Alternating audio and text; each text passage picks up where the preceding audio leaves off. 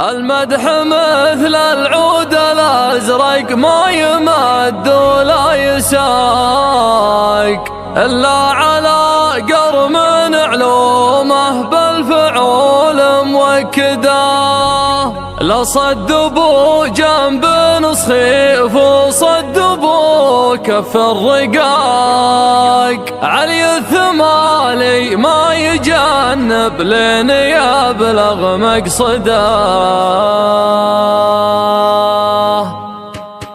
على الطريق اللي نهايته بدايته بلا قبض الخيال يعيش جوه والقديم يجدده. خلوني ياخذ راحتي وارتاح من ضيق الخلق، محتاج لي سجة تعيد الراحة المستبعدة. ياخذني التفكير لابعد مرحلة وابعد نطاق، واعيش في غربة على الواقع ورحلة مجهدة. منها يمر البال في ضيقه وهم ما يطاق، واميل للعزلة واشوف ان الظروف معقدة. اصعب من شعور الفراق الا شعور الاشتياق، هم من يطاول راعي الفرقة ونار موقدة. من يكثر التفكير في الدنيا ولهوات الفراق، يمكن يبين الحزن في عينه ويجفى مرقده. كافحت في الدنيا بعز وذقت شيء ما يذاق، ما مرت ظروف الليالي باردة ومبردة. بيني وبين العز واسلوب العرب عقد اتفاق، رصيدي اللي ما ملكته في بنوك الاصدى.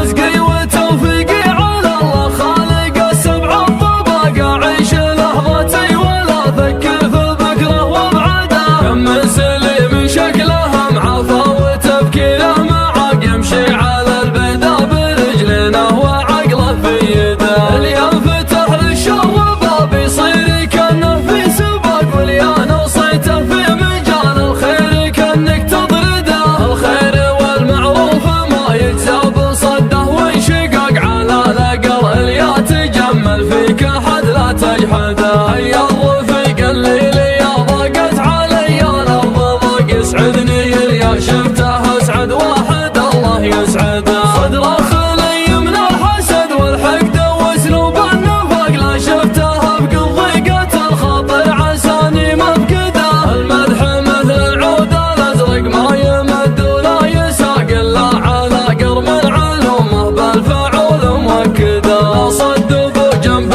نصخيف وصدبوا كف رقاق، علي الثمالي ما يجنب لين يبلغ مقصده. اصبر مع اهل المرجله ما هو سريع على احتراق، يوم الاسامي بعضها بالانقلاب مهدده. يكرم عن الهفات والزلات والهرجه الدقاق، لها نراس تعب الاجيال قبله وابعده. يسعى لفعل الخير والمعروف والحق الحقاق، من يحتزم في المحزم المليان يبشر بسعده. يا علي بعظه فعولك تشرح صدور الضيق، صبي من المسعود يقف كل ما حان وعده. انت المشرف في الوطن والدبلوماسي في العراق، وتبين في يوم يجف الدم وسط الورده.